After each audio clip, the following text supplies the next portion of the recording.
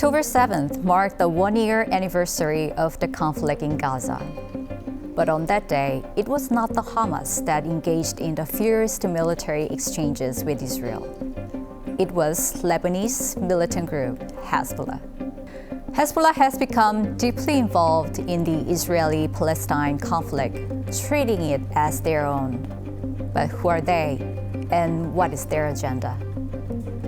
To understand Hezbollah, we first need to look at Lebanon's unique political environment. Lebanon is known for its sectarian politics, with a population comprising Maronite Christians, Druze, and both Sunni and Shia Muslims. When Lebanon gained independence in 1943, political power was distributed to prevent religious conflict from destabilizing the country. The agreement gave the presidency and the role of military commander to the Maronite Christians, the prime minister's position to the Sunni Muslims, and the speaker of the parliament to the Shia Muslims. Why was this structure chosen? It was based on 1932 census, which found Maronite Christians to be the largest demographic group in the country at the time. The problem is that no census has been conducted since then. Lebanon has suffered from deep sectarian tensions for decades, including a brutal civil war fueled by religious divisions. As a result, conducting a new census has been seen as too dangerous that could potentially trigger conflicts. In fact, asking about religion in Lebanon is now considered a socially sensitive topic, something to be avoided. Meanwhile, the Shia Muslim population has grown significantly over the years. Their increasing numbers, coupled with their lack of political influence, has led to growing frustration within the community.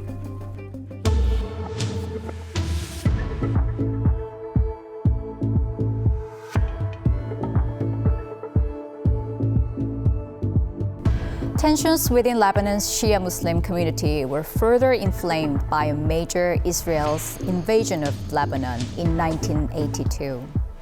Israel's initial objective was to eliminate the Palestine Liberation Organization, which had been operating out of southern Lebanon. The invasion was triggered by an assassination attempted on Israel's ambassador to the UK, allegedly carried out by a Palestine terrorist group. However, Israel's military campaign went far beyond its original objective, advancing all the way to the Beirut, Lebanon's capital. This resulted in the death of countless Lebanese civilians.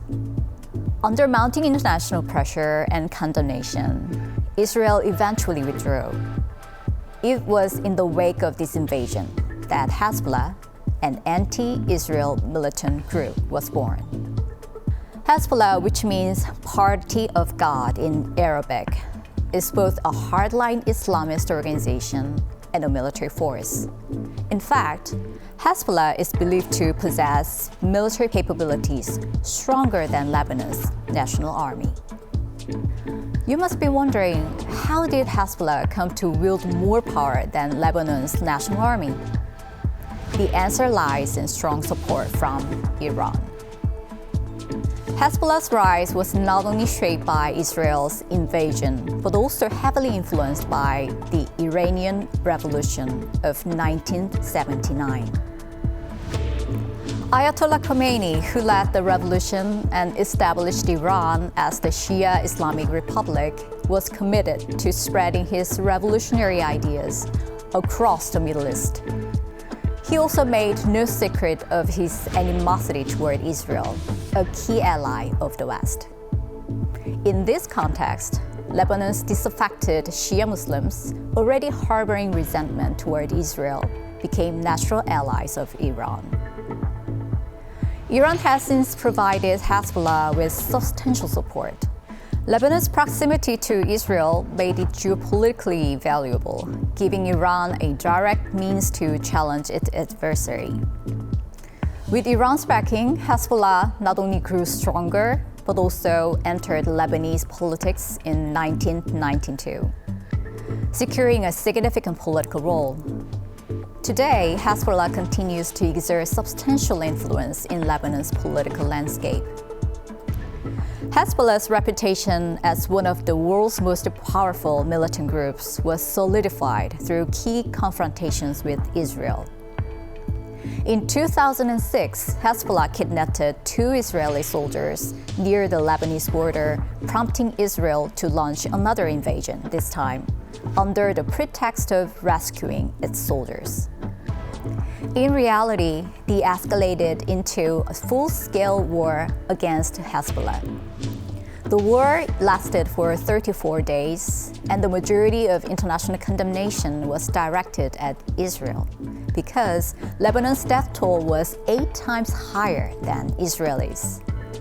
And most of the casualties were civilians. Ultimately, Israel's military failed to secure the release of the kidnapped soldiers and was unable to dismantle Hezbollah.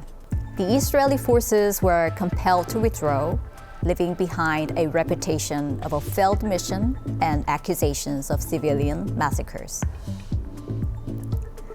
On the other hand, Hezbollah, which was once seen as merely a guerrilla force, earned recognition of its military capabilities by standing up to Israel's regular army. Of course, that doesn't justify Hezbollah's acts of violence. In response to the war, the United Nations adopted Security Council Resolution 1701 to bring an end to hostilities, establishing the 120 kilometers blue line as a de facto border between the two sides. The long-standing tensions between the two sides took a new turn with the outbreak of the Gaza conflict on October 7th of last year. Public opinion towards Hezbollah within Lebanon is far from uniformly positive. While Hezbollah continues to enjoy support among Shia Muslims, both Christians and Sunni Muslims harbor significantly negative views. This discontent is especially strong among younger generations, who express growing frustration with Hezbollah. However, the Lebanese government has lost the trust of its citizens after decades of corruption and economic hardship. Given Hezbollah's substantial role in national security and political stability, many Lebanese find it difficult to solely blame the group. And the prolonged vacancy in the presidential office caused by sectarian strife has allowed Hezbollah to further consolidate its power. This complex and decades-long conflict between Hezbollah and Israel, spanning over 40 years, raised important questions about the future of their hostilities. As this development continues to unfold, global attention is once again focused on the Middle East.